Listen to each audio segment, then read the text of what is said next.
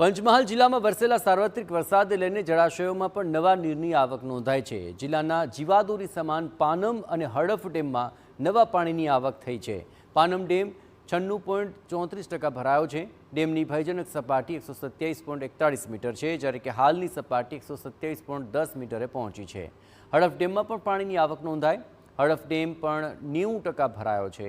આ હડફ ડેમની હાલની જળ સપાટી 165.85 મીટર છે, જ્યારે કે તેની ભયજનક સપાટી 166.20 મીટર છે।